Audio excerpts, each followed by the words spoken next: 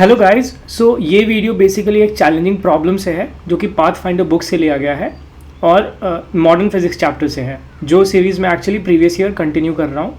उसके संदर्भ में ही मैं यहाँ पे मॉडर्न फिजिक्स से काफ़ी चैलेंजिंग प्रॉब्लम लिया हूँ फ्रॉम द बुक पाथफाइंडर। ऐसा मैंने क्यों किया? क्योंकि अभी देखो गाइस, जे एडवांस आने वाला है, May 17 को है। तो उससे पहले मैं चाहता हूँ कि कुछ चैलेंजिंग प्रॉब्लम्स जो है आपको दी जाए, यहाँ पे दिखाई जाए। तो आप पहले खुद अटैम्प्ट करने की कोशिश करना है इनको, उसके बाद अगर ना हो तो ही मेरे सोल्यूशन को देखना। होप करता हूँ कि अभी आपकी प्रिपरेशन उस लेवल की होगी कि ये पर्टिकुलर प्रॉब्लम तो आपसे हो ही जानी चाहिए मॉडर्न फिजिक्स की, जो कि बहुत ज़्यादा टफ प्रॉब्लम नहीं है गाइस। तो अभी चलो देखते हैं कि ये प्रॉब्लम बेसिकली है क्या।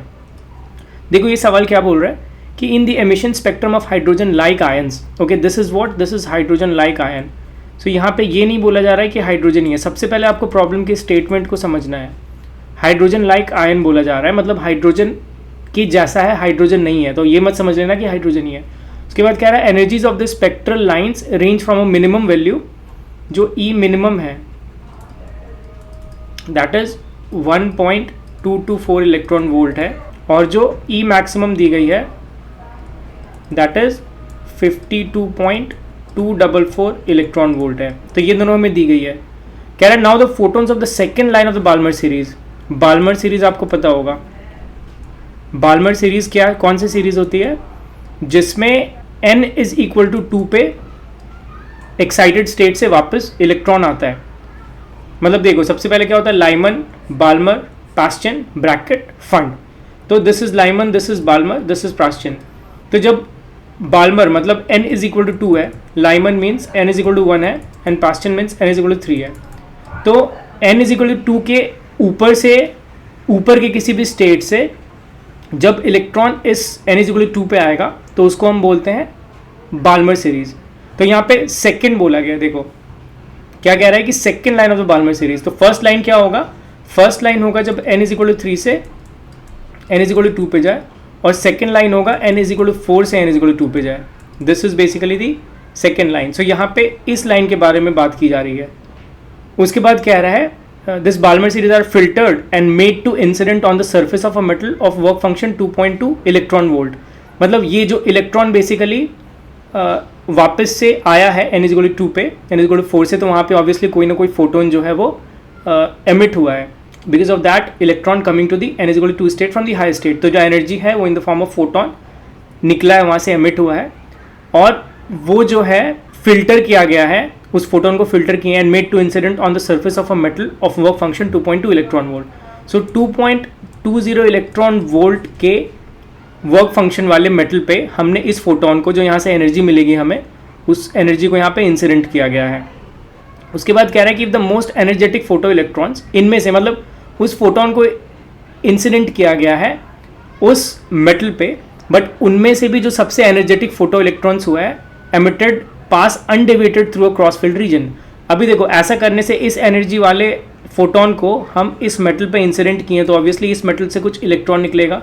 तो उनमें से जो सबसे ज़्यादा एनर्जी वाला इलेक्ट्रॉन है, सबसे ज़्यादा एनर्जी वाला जो फोटो इलेक्ट्रॉन है, वो बेसिकली अनडेविएटेड पास किया गया है through a cross field region, जो कि magnetic field of 1 milli tesla and unknown electric field perpendicular to the magnetic field से पास किया गया है।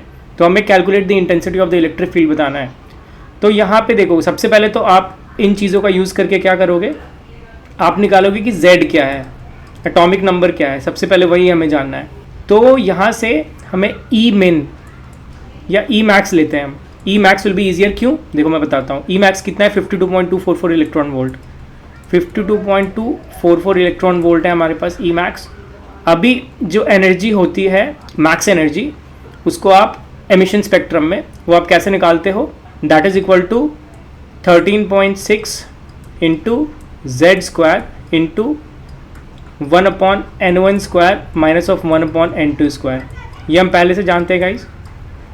अभी जब आप n1 1 ले लोगे और n2 इन्फिनिटी ले लोगे, मतलब कोई इलेक्ट्रॉन है जो कि इन्फिनिटी से, मतलब उसकी पोटेंशियल में नहीं है, उस एटम के, उस न्यूक्लियस के इन्फ्लुएंस में नहीं है, उसकी पोटेंशियल में नहीं है, वहाँ से मतलब बिल्कुल बाहर वाले जोन से आप उसको एटम के अंदर वाले जोन से n इज इक्वल टू 1 पे लेकर आ रहे हो। देखो ये हमारे पास न्यूक्लियस है, यहाँ पे इलेक्ट्रॉन ऐसे रिवॉल्व करता है। तो आप ऐसा कर रहे हो कि बिल्कुल बाहर से, मतलब इस फोर्स के इन्फ्लुएंस में नहीं है, इस न्यूक्लियस के इन्फ्लुएंस में नहीं है, उतने बाहर से इलेक्ट्रॉन को आप वहाँ से n इज इक्वल टू 1 पे लेकर आ रहे हो, from infinity to n is equal to 1, तो उस एनर्जी को बेसिकली हम मैक्स एनर्जी बोलते हैं, क्योंकि सबसे ज़्यादा एनर्जी तभी लगेगी जब बिल्कुल बाहर से उसके इन्फ्लुएंस में नहीं है न्यूक्लियस के, आप n1 इज इक्वल टू 1 पे लाओगे तभी सबसे मैक्सिमम एनर्जी लगेगी। तो यहाँ से आप इसको कैसे निकालोगे, E is equal to 52.244 is equal to 13.6 into Z square into this is 1 and minus 0, तो ये 1 हो जाएगा। तो यहाँ से जब आप जेड स्क्वायर निकालोगे गाइस, तो that will be approximately equal to what, अब ये 1.96 के आसपास आता है, जिसको हम अप्रॉक्सीमेटली 2 कर सकते हैं जेड को, not Z square. Z square जो वो 3.8 समथिंग आता है, तो यहाँ से जेड को आप बेसिकली, मुझे ये रेज करने दो, सी यहाँ से जेड जो है उसको आप अप्रॉक्सीमेटली 2 ले सकते हो, that is basically the atomic number. तो जो हाइड्रोजन लाइक आयंस बोला गया था वहाँ पे, वो क्या है, वो हीलियम है, that is nothing but helium. तो एक चीज़ तो हमें पता चल गई। अभी देखो यहाँ से आपको ई मिन निकालने की जरूरत नहीं है, ये जो क्वेश्चन में दिया गया था ये बेसिकली मिन और मैक्स, ये हमें जेड निकालने के लिए दिया गया था गाइस, इतना आपको पढ़ के समझ में आना चाहिए। आप इसको भी यूज़ करोगे ई मिन को तो same Z is equal to 2 निकल कर आएगा, ई मैक्स को भी यूज़ करोगे तो same Z is equal to 2 निकल कर आएगा, तो उसका बस इतना ही सिग्निफिकेंस था। अभी बाल्मर सीरीज़ पे आते हैं।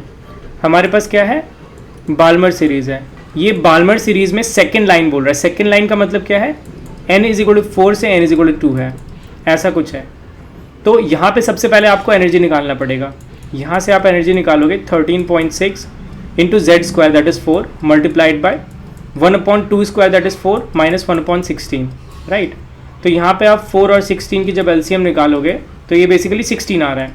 So that is 13.6 into 4 into this is 16, this is 4 minus of 1, so that is equal to 13.6 into 4 into 3/16, so this is 4, इसको कैलकुलेट करोगे that will comes out to be 10.2 electron volt. तो जब n is equal to 4 से n is equal to 2 पे जाएगा electron, और जो photons हमें बेसिकली प्राप्त होंगी, जो फोटॉन्स निकलेंगी वहाँ से एमिट होंगी, उसकी एनर्जी कितनी होगी, energy of photon that is 10.2 electron volt. अभी इतनी एनर्जी वाली जो फोटोन है वो इंसिडेंट हो रहा है हमारे पास उस मेटल पे, जिसका वर्क फंक्शन कितना है, 2.20 इलेक्ट्रॉन वोल्ट है, और फोटोन कितने का जा रहा है, 10.2 इलेक्ट्रॉन वोल्ट का जा रहा है। तो अभी बोल रहा है यहाँ से ऑब्वियसली कुछ फोटो इलेक्ट्रॉन्स इजेक्ट होगा, उसमें जो सबसे मैक्सिमम एनर्जेटिक फोटो इलेक्ट्रॉन है, देखो स्टेटमेंट को, the most energetic photo electron, तो मोस्ट एनर्जेटिक फोटो इलेक्ट्रॉन कौन सा होगा, वेल 10.2 माइनस ऑफ 2.2, ये होगा most energetic, and this will comes out to be 8 electron volt. तो ये उस मोस्ट एनर्जेटिक फोटो इलेक्ट्रॉन की ये एनर्जी होगी, that is kinetic energy half mv², ये हमारे पास होगा। तो यहाँ से आपके पास वेलोसिटी निकल कर आ गई। एक प्रॉब्लम हमारा सॉल्व हो गया, that we have got the velocity. अभी देखो हमें बेसिकली क्वेश्चन में पूछ क्या रहा है गाइस, अभी बोल रहा है कि ये वाला जो फोटो इलेक्ट्रॉन है, जो 8 इलेक्ट्रॉन वोल्ट काइनेटिक एनर्जी वाला जो फोटो इलेक्ट्रॉन है, उसको आप एक क्रॉस फील्ड रीजन से पास करा रहे हो, जहाँ पे इलेक्ट्रिक फील्ड भी है और मैग्नेटिक फील्ड भी है, दोनों ही फील्ड है, और ऐसे पास करा रहे हो कि वो अनडेविएटेड पास हो रहा है, undeviated through this cross field reason. Undeviated हो रहा है मतलब कहीं ना कहीं जो इलेक्ट्रिक फील्ड के कारण फोर्स होगा और जो मैग्नेटिक फील्ड के कारण फोर्स होगा, वो दोनों आपस में कैंसिल हो रही होंगी, तभी इस इलेक्ट्रॉन को, जो फोटो इलेक्ट्रॉन है, उसको कोई भी फोर्स नहीं मिल रहा होगा और वो अनडेविएटेड पास हो रहा होगा।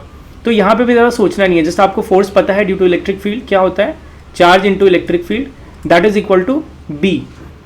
अभी B is the magnetic field, magnetic field का हमें फोर्स पता है according to Lorentz force that is QVB।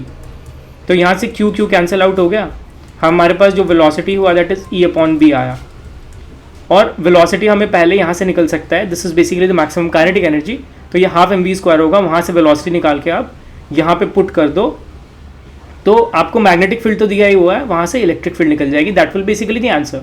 तो अभी जस्ट हमें सॉल्व करना है। देखो 8 इलेक्ट्रॉन वोल्ट है, that is equal to half mv² है। मास ऑफ इलेक्ट्रॉन आपको पता है 9.1 इंटू 10⁻⁻31 kg, this is basically the mass of electron.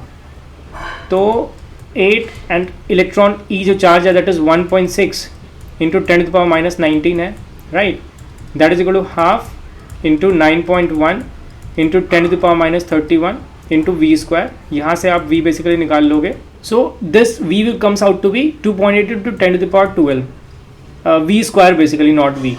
तो यहाँ से जब आप v निकालोगे स्क्वायर रूट करके तो कितना आएगा गाइज, v आएगा बेसिकली 1.673 इंटू 10⁶, इतना मीटर्स पर सेकेंड हमारे पास v निकल कर आएगा. Now you have the v, you have the magnetic field, you can find the electric field. कैसे देखो, well 1.673 into 10⁶ multiplied by b. b कितना है, 1 मिली टेस्ला है, that is 1 into 10⁻³ that is equal to e. तो यहाँ से e कितना हमारे पास आ गया, that is equal to 1.673 into 10⁻³ volts per metre, that is equal to 1.673 you can say kilo volt per metre. इतना आपके पास इलेक्ट्रिक फील्ड इंटेंसिटी निकल कर आएगी guys, and this is basically the answer. तो ये देखो बहुत ही ज़्यादा टफ सवाल नहीं था, ऐसा मैं नहीं बोलूँगा कि बहुत ज़्यादा टफ था, बट या जेई एडवांस के लेवल का मैं बोल सकता हूँ इसको, क्योंकि मॉडर्न फिजिक्स में ऐसे भी बहुत ज़्यादा टफ सवाल आते नहीं. जैसे आप इलेक्ट्रिक फील्ड, मैग्नेटिक फील्ड या रोटेशनल मैकेनिक्स ये सब देखोगे तो उससे बहुत ज़्यादा टफ सवाल आप एक्सपेक्ट कर सकते हो जेई एडवांस से. बट मॉडर्न फिजिक्स ऐसा जॉनरा है जहाँ से बहुत ज़्यादा टफ सवाल नहीं आ सकते हैं, बट उनमें से भी ये अगर कंसिडर किया जाए तो एक टफ सवाल है. अगर मॉडर्न फिजिक्स के पर्सपेक्टिव में देखें हम, जो प्रीवियस ईयर का जेई एडवांस का जैसा रवैया रहा है, तो वहाँ पे जो टफनेस लेवल है उसके कंपैरिजन में एक टफ सवाल था, इसलिए मैंने इसको लिया है. और यहाँ पे एक इलेक्ट्रिक फील्ड, मैग्नेटिक फील्ड वाला भी कॉन्सेप्ट था. उसके बाद थोड़ा इस सवाल को कंफ्यूज किया हुआ था. So this was I can say that JEE advance level से थोड़ा ऊपर था पाथफाइंडर बुक से जो मैंने लिया है, बट ये आपको एक अच्छा प्रिपरेशन करवा देगा कि आप अगर ये सवाल आपसे सॉल्व हो गया है तो आप समझ लो कि मॉडर्न फिजिक्स ये इस पार्ट वाला चीज़ आपका, मतलब इस पार्ट वाला जो है मॉडर्न फिजिक्स में, वो आपका बहुत ही सही है. तो गाइज अभी मिलते हैं नेक्स्ट वीडियो में, और भी चैलेंजिंग प्रॉब्लम्स के साथ मैं आ सकता हूँ, तो देखते हैं अभी नेक्स्ट वीडियो में क्या लाऊंगा. तब तक के लिए बाय एंड टेक केयर.